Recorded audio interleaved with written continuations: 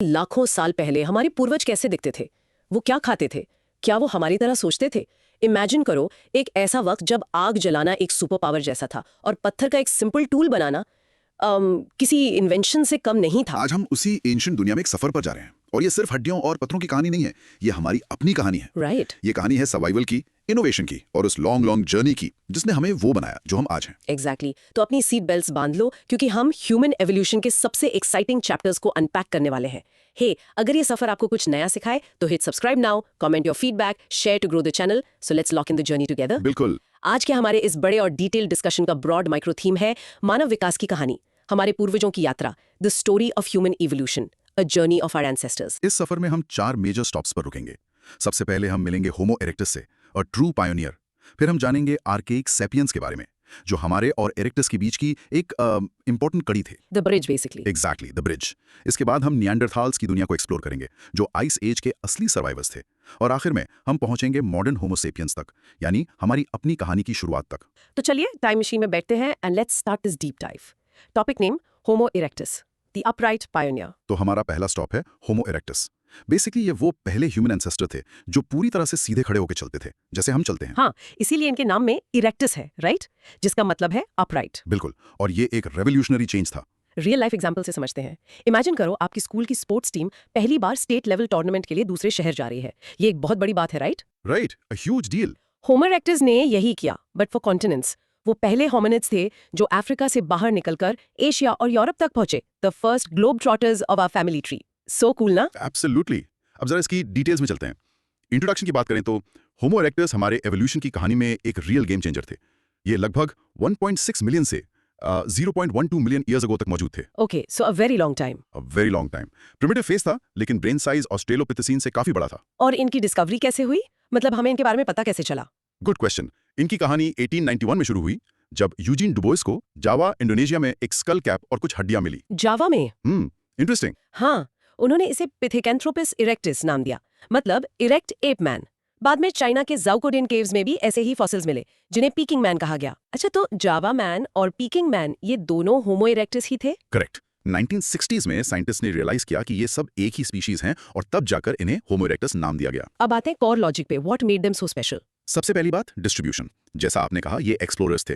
इनके fossils Africa में मिले, जैसे केन्या का फेमस नारियोकोटोम बॉय, चाइना में जावा में, इंडिया में नर्मदा मैन, और यहाँ तक कि यूरोप में जॉर्जिया में भी मिले हैं। वाह, पूरी दुनिया में फैल गए थे। ऑलमोस्ट। अब फिजिकल फीचर्स की बात करें तो इनका शरीर मॉडर्न था, लंबी टांगें, इरेक्ट बॉडी, लेकिन चेहरा प्रिमिटिव था, स्लोपिंग फोरहेड, प्रोमिनेंट ब्राउ रिजेस। ब्राउ रिजेस मतलब आंखों के ऊपर की वो मोटी हड्डी। एग्जैक्टली। और चिन नहीं थी। सबसे इंपॉर्टेंट, उनकी क्रेनियल कैपेसिटी 775 से 1421 सीसी तक थी, जो कि पहले के होमिनिड से बहुत बहुत ज्यादा थी। और उनके बिहेवियर में क्या बड़ा लीप था? Socio cultural behaviour. यहाँ असली मैजिक हुआ। पहला, टूल कल्चर। ये बेहतरीन टूल मेकर थे। इनकी टेक्नोलॉजी को अशुलियन कल्चर कहते हैं। अचुलियन कल्चर? हाँ, इन्होंने हैंड एक्सेस और क्लीवर्स जैसे सोफिस्टिकेटेड टूल्स बनाए। सोचो, ये मल्टीपर्पज टूल्स थे, स्विस आर्मी नाइफ की तरह। The original Swiss army knife. Cool. और दूसरा, use of fire. This was a super power. चीन से मिले एविडेंस बताते हैं कि होमो इरेक्टस आग का इस्तेमाल करने वाले पहले इंसान थे। आग से क्या क्या फायदे हुए होंगे? सोचो, गर्मी मिली, जंगली जानवरों से प्रोटेक्शन मिली, और सबसे जरूरी, वो खाना पका सकते थे। Cooked food is easier to digest and provides more energy. More energy for the brain. Precisely. और तीसरा पॉइंट, हंटिंग एंड कैनिबलिज्म। इनके टूल्स शिकार करने के संकेत देते हैं। कुछ जगहों पर कैनिबलिज्म के भी सबूत मिले हैं, जहां ह्यूमन स्कल से ब्रेन निकाला गया था। That's a bit dark. It is. Survival was tough. अभी क्विक केस स्टडी लेते हैं, जावा मैन वर्सेस पीकिंग मैन। ये दोनों होमो इरेक्टस के फेमस एग्जांपल्स हैं, पर उनमें कुछ डिफरेंसेस थे। Okay, what were they? Peeking man थोड़ा छोटा और हल्का था, पर जावा मैन से ज्यादा अपराइट खड़ा होता था। पीकिंग मैन का स्कल जावा मैन से बड़ा था, और एवरेज क्रेनियल कैपेसिटी 1075 सीसी भी ज्यादा थी। So an upgrade basically? In a way, yes. और पीकिंग मैन के टूल्स भी जावा मैन से ज्यादा एडवांस थे।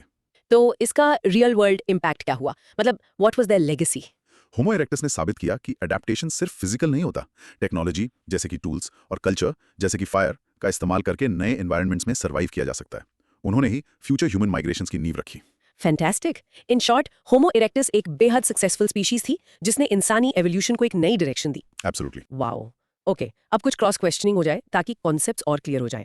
मेरा पहला सवाल, होमो इरेक्टस को इरेक्टस क्यों कहते हैं? बेसिकली इरेक्टस का मतलब है अपराइट।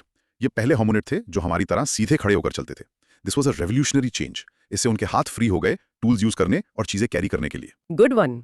दूसरा सवाल, फायर का यूज उनकी लाइफ में क्या बड़ा गेम चेंजर था। इमेजिन दिस, आग से प्रोटेक्शन मिली, खाना पकने लगा जो इजीली डाइजेस्ट होता है और ज्यादा एनर्जी देता है, और ठंडी जगहों पर रहना पॉसिबल हुआ। It was a complete survival tool kit. इसके बिना यूरोप और एशिया के ठंडे इलाकों में सर्वाइव करना नामुमकिन था। Make sense. तीसरा, जावा मैन और पीकिंग मैन में सबसे बड़ा डिफरेंस क्या था? सबसे इंपॉर्टेंट है ब्रेन कैपेसिटी। पीकिंग मैन की cranial capacity average 1075 cc, Java man जिसका एवरेज 900 सीसी था से ज्यादा थी, और उनके टूल्स भी मोर एडवांस थे। इससे पता चलता है कि टाइम के साथ होमो इरेक्टस भी इवॉल्व कर रहे थे। Okay, so evolution with in the species itself. चौथा सवाल, क्या होमो इरेक्टस सिर्फ अफ्रीका में रहते थे? बिल्कुल नहीं, यही तो उनकी खास बात है। वो पहले होमिनिड थे जो अफ्रीका से बाहर निकले और एशिया और यूरोप तक पहुंचे, the first globe trotters so to speak. And last question, उनके टूल्स को क्या कहते हैं और क्या वो हमेशा एक जैसे थे? उनके टूल कल्चर को एशिलियन कहते हैं, और नहीं, ये डेवलप हुए। शुरू में सिंपल चॉपर्स थे, बाद में बेटर सिमेट्रिकल हैंड एक्सेस और ब्लेड्स आ गए, like upgrading your phone from a basic model to a pro version. समझे? Crystal clear. चलो दोस्तों, practice saying this aloud. Homo erectus ने अक्यूलियन टूल्स का इस्तेमाल किया और आग पर कंट्रोल करना सीखा। Practice. Mini recap. In short, homo erectus एक सुपर सक्सेसफुल एंसेस्टर था जो सीधा चला, आग यूज की और दुनिया में फैल गया। Moving on, topic name, early और archaic sapiens, the in between generation. अब हम अपने एवोल्यूशन के सफर में अगले स्टॉप पर हैं, आर्केइक्स, होमो सेपियंस। ये होमो इरेक्टस के बाद और हम यानी मॉडर्न होमो सेपियंस से पहले आए। Think of them as the bridge. इसका एक रियल लाइफ एग्जाम्पल सोचते हैं। इमेजिन एक फोन जो ना तो बेसिक बटन वाला फोन है और ना ही एक फुल फ्लेज्ड स्मार्टफोन। ये एक फीचर फोन है जिसमें कुछ स्मार्ट कैपेबिलिटीज हैं। जैसे थोड़ा इंटरनेट चलता है। Exactly, that's archaic sapiens. ना पूरी तरह प्रिमिटिव, ना पूरी तरह modern, a perfect mix. Great analogy. Let's get into the details. Introduction. ये एक बहुत ही डाइवर्स ग्रुप है जिसमें अलग अलग जगहों से मिले फॉसिल्स आते हैं। इन सब में होमो इरेक्टस और होमो सेपियंस दोनों के फीचर्स का मिक्स मिलता है। ये पीरियड 1 मिलियन से 0.125 मिलियन ईयर्स अगो तक फैला हुआ है। तो इनको क्लासिफाई करना भी मुश्किल होता होगा। बहुत मुश्किल। बैकग्राउंड यही है कि इस ग्रुप को क्लासिफाई करना थोड़ा मुश्किल है क्योंकि इनमें बहुत वेरिएशन है। ये बेसिकली दिखाते हैं कि इवोल्यूशन एक ग्रेजुअल प्रोसेस है, कोई सडन जंप नहीं। ओके, तो कोर लॉजिक क्या है? हमें इनके बारे में फॉसिल से क्या पता चलता है? Let's look at the key fossils. सबसे पहले हाइडलबर्ग मैन, जिसका माउथ जॉ मिला था जर्मनी में। एक बहुत ही मैसिव जॉ, मैसिव मतलब कितना? ऑलमोस्ट एप के जॉ जैसा पैराबोलिक शेप का था, पर दांत मॉडर्न इंसानों जैसे थे। A perfect example of a transitional fossil. Wow, mix and match. Exactly. फिर है रोडीजियन मैन, जिसे ब्रोकन हिल मैन भी कहते हैं। इसका स्कल मिला था ज़ैम्बिया में। इसके इरेक्टस जैसे फीचर्स थे, जैसे हैवी ब्राउ रिजेस और रिसीडिंग फोरहेड। तो ये तो प्रिमिटिव लग रहा है। लेकिन इसकी क्रेनियल कैपेसिटी काफी ज्यादा थी, अराउंड 1280 टू 1400 सीसी, जो मॉडर्न रेंज में आती है। Okay, so big brain, primitive face, fascinating. हाँ। फिर सल्दानहा मैन, साउथ अफ्रीका से, जो रोडीजियन मैन जैसा ही था, और जर्मनी से स्टेनहाइम स्कल। इसका ब्रेन केस मॉडर्न ह्यूमंस की तरह थोड़ा राउंडेड था और क्रेनियल कैपेसिटी 1000 सीसी से ज्यादा थी, लेकिन अभी भी ब्राउ रिजेस थे। It's like a running theme, her fossil में कुछ पुराना कुछ नया। एग्जैक्टली। एक और है स्वान्स कोम्ब स्कल, इंग्लैंड से। इसकी क्रेनियल कैपेसिटी और भी ज्यादा, अराउंड 1300 सीसी थी, और स्कल बोन्स अजीब तरह से मोटे थे। तो इन सब का रियल वर्ल्ड इम्पैक्ट क्या है? एवोल्यूशनरी सिग्निफिकेंस क्या है इनकी? ये सारे फॉसिल्स हमें बताते हैं कि एवोल्यूशन एक सीधी लाइन नहीं है, ये एक बुशी ट्री जैसा है, विद मेनी ब्रांचेस। अलग अलग जगहों पर आइसोलेशन और क्लाइमेट चेंज, जैसे ग्लेशिएशन की वजह से ह्यूमन पॉपुलेशंस अलग अलग तरह से इवॉल्व हो रही थी। और इन्हीं से आगे निएंडरथैल्स और हम निकले। करेक्ट। इन्होंने ही आगे चलकर निएंडरथैल्स और मॉडर्न ह्यूमंस को जन्म दिया। So in conclusion, archaic sapiens evolution की मिडिल चैप्टर्स हैं। वो हमें दिखाते हैं कि होमो इरेक्टस के रोबस्ट फीचर्स से हमारे ग्रेसफुल फीचर्स तक का सफर धीरे धीरे हजारों सालों में पूरा हुआ। फैसिनेटिंग। चलो क्रॉस क्वेश्चनिंग टाइम। इन्हें आर्केइक सैपियंस क्यों कहते हैं, होमो सैपियंस ही क्यों नहीं? Good question. क्योंकि इनमें एच इरेक्टस के प्रिमिटिव फीचर्स जैसे मोटे ब्राउ रिजेस और मॉडर्न ह्यूमंस के एडवांस्ड फीचर्स जैसे बड़ा ब्रेन का मिक्स था।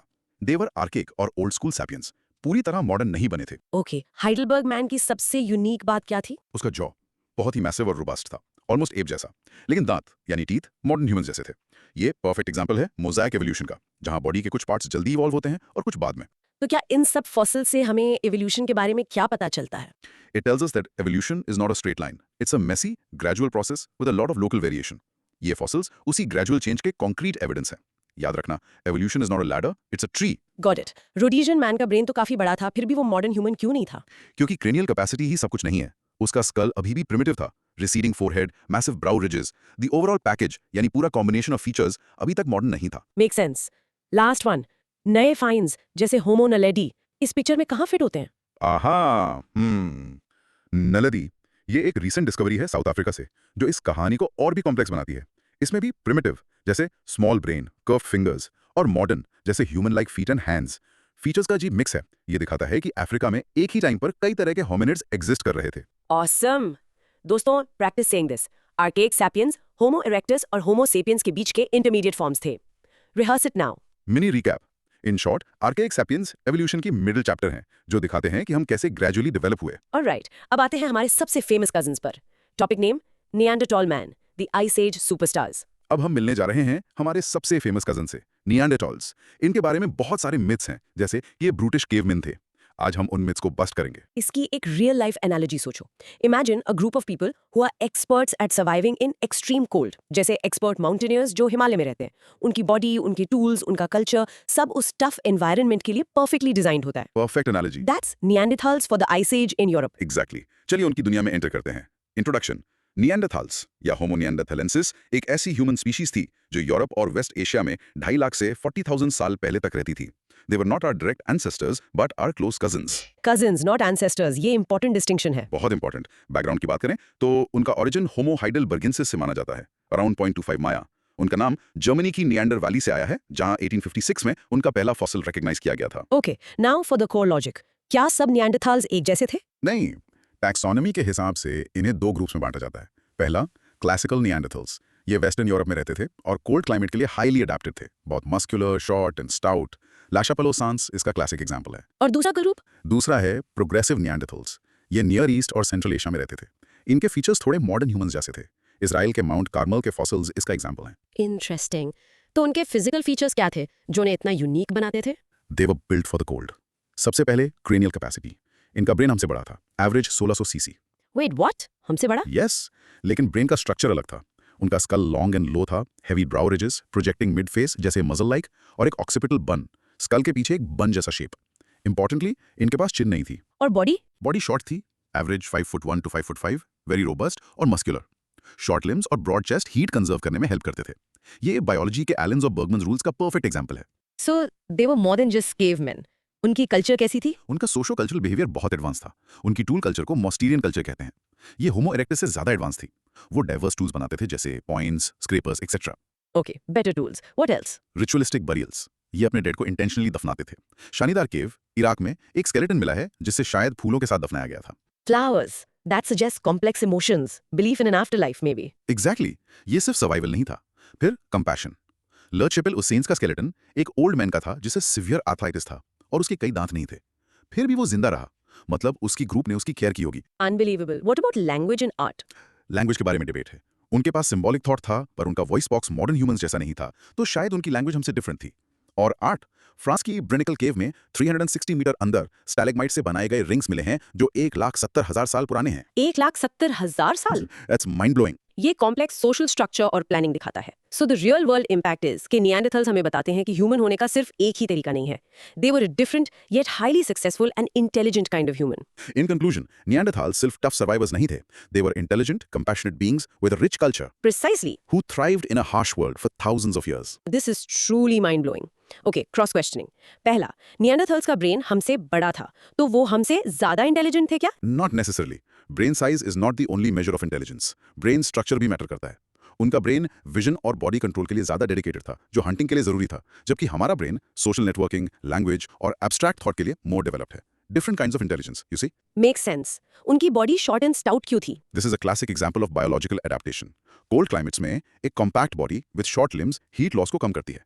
ये आइस एज यूरोप में सर्वाइव करने के लिए एक परफेक्ट एवोल्यूशनरी डिजाइन था। तो ये ब्रूटिश केवमैन का मिथ कहाँ से आया? पहला जो डिटेल स्केलेटन स्टडी हुआ, ला शपेल उसेन्स, वो एक ओल्ड मैन का था जिसे सिवियर अर्थराइटिस था, इसलिए वो झुकावा लगता था। अर्ली साइंटिस्ट ने गलत अज्यूम कर लिया कि सभी निएंडरथल्स ऐसे ही झुके हुए ब्रूटिश थे। It was a misinterpretation. Oh, so one bad sample created a huge myth. उनके कल्चर की सबसे कूल बात क्या है? मेरे लिए उनके ब्यूरियल्स, शानीदार केव में फ्लावर्स के साथ दफनाना। It shows they had complex emotions, symbolic thought and cared for their dead. This is survival नहीं था, this was humanity. And finally, classical और प्रोग्रेसिव निएंडरथल्स में क्या मेन फर्क था? लोकेशन और फीचर्स का। क्लासिकल वाले यूरोप में थे और कोल्ड के लिए हेवीली अडेप्टेड थे, मोर रोबस्ट। प्रोग्रेसिव वाले नियर ईस्ट में थे और उनके फीचर्स थोड़े मॉडर्न ह्यूमन जैसे थे। ऐसा माना जाता है कि उनका मॉडर्न ह्यूमन से कांटेक्ट भी हुआ था। फैंटास्टिक। चलो दोस्तों, practice saying this phrase. Neanderthals cold climate के लिए अडेप्टेड थे और उनकी मुस्टेरियन कल्चर थी। Go on, practice. Mini recap. In short, Neanderthals सिर्फ टफ सर्वाइवर्स नहीं, बल्कि कॉम्प्लेक्स इमोशंस और कल्चर वाले हमारे क्लोज कजन्स थे। Which brings us to the next big question. Topic name: Neanderthals and modern humans. The great encounter. अब आते हैं मिलियन डॉलर क्वेश्चन पर। जब मॉडर्न ह्यूमंस अफ्रीका से निकलकर यूरोप पहुंचे तो उनका निएंडरताल से एनकाउंटर हुआ। उसके बाद क्या हुआ? निएंडरताल्स कहाँ गए? इसकी एनोलॉजी ऐसी है, इमेजिन करो आप एक नए स्कूल में जाते हो जहां पहले से एक ग्रुप ऑफ स्टूडेंट्स है। क्या आप उनसे compete करोगे, उनसे दोस्ती करोगे या उनके साथ मिलजुल जाओगे? हाँ, परफेक्ट। यही सवाल होमोसेपियंस और निएंडरथॉल्स के बीच था। And the answer is a bit of everything. Let's look at the evidence. Introduction. निएंडरथॉल्स का एक्सटिंक्शन और मॉडर्न ह्यूमंस का राइज ह्यूमन एवोल्यूशन की सबसे बड़ी मिस्ट्रीज में से एक है। For a long time the debate was, did we replace them और डिड वी अब्सॉर्ब देम? तो इस बैकग्राउंड में क्या थियोरीज थी? पहले दो मॉडल्स थे। एक डिसकंटिन्यूटी मॉडल यानी रिप्लेसमेंट मॉडल। ये कहता है कि मॉडर्न ह्यूमंस ने निएंडरथॉल्स को पूरी तरह रिप्लेस कर दिया बिना किसी इंटरब्रीडिंग के। Okay, complete wipe out. दूसरा था कॉन्टिन्यूटी मॉडल यानी इंटरब्रीडिंग मॉडल। ये कहता है कि दोनों ने आपस में इंटरब्रीड किया और निएंडरथॉल्स का जेनेटिक मटेरियल मॉडर्न ह्यूमंस में एब्जॉर्ब हो गया। और फिर डीएनए ने आकर सब साफ कर दिया। Exactly, the genetic revolution. 2010 में निएंडरथॉल जीनोम सीक्वेंस होने के बाद सब कुछ बदल गया। पता चला कि आज के नॉन अफ्रीकन ह्यूमंस में 1 to 2.6% निएंडरथॉल डीएनए है। Wow, that was the bombshell evidence. It was. It proved that interbreeding did happen. तो हमें उनसे क्या मिला? What did we inherit? ये डीएनए एक मिक्स बैग था। द गुड पार्ट, हमें केराटिन जो स्किन और हेयर के लिए होता है और इम्यून सिस्टम से रिलेटेड जीन्स मिले। इससे हमें यूरोप के नए एनवायरनमेंट, डिजीजेस और कम सनलाइट में अडेप्ट करने में मदद मिली। और नॉट सो गुड पार्ट? कुछ निएंडरथॉल जीन्स आज हमें type 2 diabetes, depression, blood clotting और निकोटिन एडिक्शन जैसी चीजों के लिए ज्यादा ससेप्टेबल बनाते हैं। Oh, so it's a double edge sword. Evolution हमेशा ऐसी होती है। फिर इसमें एक और ट्विस्ट आया, द डेनिसोवन ट्विस्ट। साइबेरिया की डेनिसोवा केव में एक और एंशिएंट ह्यूमन ग्रुप का डीएनए मिला, डेनिसोवंस। एक और कजन? हाँ, निएंडरथॉल्स के कजन थे। इन्होंने भी मॉडर्न ह्यूमन से इंटरब्रीड किया। तो रियल वर्ल्ड इंपैक्ट क्या है? आई मीन, वो एक्सटिंक्ट क्यों हो गए अगर हमने इंटरब्रीड किया? कोई एक रीजन नहीं है। It was likely a combination of factors. पहला, कंपेटिटिव एक्सक्लूजन। मॉडर्न ह्यूमन शायद रिसोर्सेज के लिए बेटर compete कर रहे थे। हमारे पास बेटर टेक्नोलॉजी थी, जैसे स्पीयर थ्रोवर्स और बेटर सोशल नेटवर्क्स थे। Okay, we were more efficient. दूसरा, क्लाइमेट चेंज। प्लाइस्टोसीन के एंड में रैपिड क्लाइमेट शिफ्ट्स हुए, जिसके लिए शायद निएंडरथॉल्स अडैप्ट नहीं कर पाए। तीसरा, टोटल असिमिलेशन। उनकी पॉपुलेशन बहुत छोटी थी, धीरे धीरे उनका जीन पूल हमारे बड़े जीन पूल में अब्सॉर्ब हो गया। और आखिरी, इन ब्रीडिंग डिप्रेशन। छोटी और आइसोलेटेड पॉपुलेशंस होने की वजह से उनमें जेनेटिक डाइवर्सिटी कम थी, जिससे उनकी फिटनेस कम हो गई। तो कंक्लूजन ये है कि it wasn't a violent replacement, exactly, it was more complex. Exactly. Competition, climate pressure और थोड़ा रोमांस यानी इंटरब्रीडिंग। उनकी स्पीशीज चली गई, पर उनका एक छोटा सा हिस्सा हम में आज भी जिंदा है। Mind blown. Okay, questions, final answer. Neanderthals extinct क्यों हुए? It's likely a combination of factors. Climate change ने उन पर प्रेशर डाला, हम यानी मॉडर्न ह्यूमंस उनसे बेटर compete कर रहे थे, और उनकी पॉपुलेशन छोटी और आइसोलेटेड थी, leading to inbreeding. It was a perfect storm against them. तो क्या हम सब में निएंडरथॉल डीएनए है? Not everyone, primarily people of non African descent. क्योंकि इंटरब्रीडिंग तब हुआ जब मॉडर्न ह्यूमंस अफ्रीका से बाहर निकले और यूरेशिया में निएंडरथॉल से मिले। जो पॉपुलेशंस अफ्रीका में ही रह गईं, उनका एनकाउंटर निएंडरथॉल से नहीं हुआ। ये डीएनए हमारे लिए अच्छा है या बुरा? दोनों। सोचो, कुछ जीन्स ने हमारे एंसेस्टर्स को नए एनवायरनमेंट में सर्वाइव करने में हेल्प की। वही जीन्स आज मॉडर्न लाइफस्टाइल में, जहां वो चैलेंजेस नहीं हैं, कुछ डिजीजेस का रिस्क बढ़ा देते हैं। Context is everything in evolution. Denisovans कौन थे? थोड़ा और डिटेल में। एक और मिस्ट्री कजन, साइबेरिया की एक केव से मिले एक छोटी सी फिंगर बोन के डीएनए से इनकी पूरी स्पीशीज का पता चला। ये निएंडरथॉल से रिलेटेड थे, बड़े एक अलग ग्रुप थे। उन्होंने भी मॉडर्न ह्यूमंस के साथ इंटरब्रीड किया, specially in a region that would lead to modern Malaysians and Australian Aborigines. Incredible. Last question, क्या हमने उन्हें मारा? Direct evidence of a systematic genocide नहीं है। It's more likely we just out competed them. हमारी population ज्यादा तेजी से बढ़ी, हमारे सोशल स्ट्रक्चर्स बेटर थे और हम रिसोर्सेज यूज करने में ज्यादा एफिशिएंट थे। It was an indirect competition which they lost. चलो दोस्तों, practice saying this. Modern non Africans में निएंडरथल डीएनए है जो इंटरब्रीडिंग का प्रूफ है। Rehearse it. Mini recap. In short, हम निएंडरथॉल से मिले, इंटरब्रीड किया और उनके जेनेटिक लेगेसी का एक छोटा हिस्सा आज भी हम में जिंदा है, जबकि वो एज अ स्पीशीज एक्सटिंक्ट हो गए। And now for the final chapter of our journey, topic name modern Homo sapiens, the rise of us. और अब हम अपने सफर के आखिरी स्टॉप पर हैं, the arrival of anatomically modern humans, AMH यानी होमो सेपियंस, हमारी अपनी स्पीशीज। इसकी एनालॉजी है अ न्यू स्मार्टफोन मॉडल का ग्लोबल लॉन्च। इसका डिजाइन स्लीक है, जो हमारी एनाटॉमी है। राइट। इसका सॉफ्टवेयर सुपर एडवांस्ड है, जो हमारी कल्चर है, और ये पूरी दुनिया में अवेलेबल हो जाता है। This was the story of us. Perfectly put. Let's dive into our own origin story. Introduction. Around 45,000 years ago, एक नए तरह का इंसान यूरोप में दिखना शुरू हुआ। ये फिजिकली हम जैसे थे, पर उनके साथ एक कल्चरल एक्सप्लोजन आया, जिसे अपर पैलियोलिथिक रेवोल्यूशन कहते हैं। और इसका बैकग्राउंड क्या है? ये कहाँ से आए? मॉडर्न ह्यूमंस का ओरिजिन अफ्रीका में हुआ, अराउंड 200,000 years ago. वहां से वो पूरी दुनिया में फैले। हम यहाँ यूरोपियन अर्ली मॉडर्न ह्यूमंस या EMH पर फोकस करेंगे। ओके, तो कोर लॉजिक क्या है? इनके मेन ग्रुप्स कौन से थे? सबसे फेमस है क्रो-मैग्नॉन मैन। ये क्लासिक अर्ली मॉडर्न ह्यूमन है, जिनके फॉसिल्स फ्रांस के क्रो-मैग्नॉन रॉक शेल्टर से मिले। क्रो-मैग्नन, ये नाम सुना है। हाँ, इनके फिजिकल फीचर्स बिल्कुल हम जैसे थे। Tall around 180 centimetres, high forehead, flat face और सबसे इंपॉर्टेंट एक प्रोमिनेंट चिन। उनकी क्रेनियल कैपेसिटी भी लार्ज थी, अराउंड 1600 सीसी। और उनकी culture, what was their software? उनकी कल्चर को ऑरिगनेशन कहते हैं। ये निएंडरथल से बहुत अलग थी। इन्होंने ब्लेड टूल्स बनाए, बोन और एंटलर से टूल्स बनाए, और सबसे अमेजिंग, उन्होंने आर्ट क्रिएट किया। The famous cave paintings. Yes, Lascaux, Chauvet और वीनस फिगरीन्स जो स्मॉल फीमेल स्कल्पचर्स हैं, इन्हीं लोगों ने बनाई। इनके अलावा और कोई ग्रुप था? हाँ, इटली में मिले ग्रिमाल्डी मैन। ये स्केलेटन्स थोड़े अलग थे। इनके कुछ फीचर्स जैसे प्रोजेक्टिंग जॉ और ब्रॉड नोज अफ्रीकन पॉपुलेशंस जैसे थे। इससे पता चलता है कि अर्ली यूरोप की पॉपुलेशन काफी डाइवर्स थी। So no single European race from the beginning? Absolutely not. और एक और था चांसलेडे मैन, फ्रांस से। ये स्केलेटन मॉडर्न एस्किमोस यानी इनुइट से काफी मिलता जुलता था। इसके फीचर्स कोल्ड क्लाइमेट एडेप्टेशन दिखाते हैं। ये ईएमएच के अंदर भी वेरिएशन को शो करता है। तो इसका रियल वर्ल्ड इम्पैक्ट क्या है? What was the sapiens advantage? हम क्यों इतने सक्सेसफुल हुए? कई चीजें थी। पहला, advance technology. Bow and arrow, spear thrower यानी एटलैटल जैसे इन्वेंशंस ने हंटिंग को बहुत एफिशिएंट बना दिया। Better hunters, got it. दूसरा, symbolic thought and language. Art, burials with goods और पर्सनल ऑर्नामेंट्स दिखाते हैं कि हमारे पास कॉम्प्लेक्स लैंग्वेज और शेयर्ड बिलीफ्स थे। इससे बड़े ग्रुप्स में कोऑपरेशन पॉसिबल हुआ। Team work makes the dream work. Exactly. और तीसरा, सोशल नेटवर्क्स। हम दूर दूर तक ट्रेड और इंफॉर्मेशन शेयर करते थे, जिससे इनोवेशन तेजी से फैलता था। So in conclusion, modern Homo sapiens ने दुनिया को फिजिकली नहीं बल्कि कल्चरली कॉन्कर किया। हमारी एबिलिटी टू इनोवेट, कम्युनिकेट और कोऑपरेट हमारा सबसे बड़ा एडवांटेज था। That was our superpower. This is a story so cool. Let's get to the final cross questioning. Cro-Magnon man को इतना इंपॉर्टेंट क्यों माना जाता है? क्योंकि वो एनाटॉमिकली बिल्कुल हम जैसे थे, और उनके साथ एक कल्चरल एक्सप्लोजन हुआ। Sophisticated tools, amazing cave art, personal ornaments, ये एक नए लेवल का सिंबॉलिक थिंकिंग था जो हमें पहले के होमिनिड्स में इतने बड़े स्केल पर नहीं दिखता। तो क्या क्रो-मैग्नन, ग्रिमाल्डी और चांसेलेड अलग स्पीशीज थे? नहीं, वो सभी होमो सेपियंस थे। Just like today humans have regional variations. ये उन्हीं अर्ली वेरिएशंस या रेसेस को रिप्रेजेंट करते हैं जो अलग-अलग एनवायरनमेंट और माइग्रेशन हिस्ट्री का रिजल्ट थे। केव पेंटिंग्स का क्या पर्पस था? एग्जैक्ट पर्पस तो हम नहीं जानते, but there are many theories. हो सकता है ये हंटिंग रिचुअल्स का पार्ट हो, या ये स्टोरीज बताने का तरीका हो, या फिर ये सोशल इन्फॉर्मेशन पास ऑन करने का जरिया हो। It was definitely more than just decoration. Grimaldi man के निग्रोइड फीचर्स का क्या मतलब है? इससे पता चलता है कि अर्ली यूरोप की पॉपुलेशन काफी डाइवर्स थी। अफ्रीका से आने वाले डिफरेंट वेव ऑफ माइग्रेशन आपस में मिल रहे थे। The idea of a single pure European race from the start is completely wrong. Okay, last one.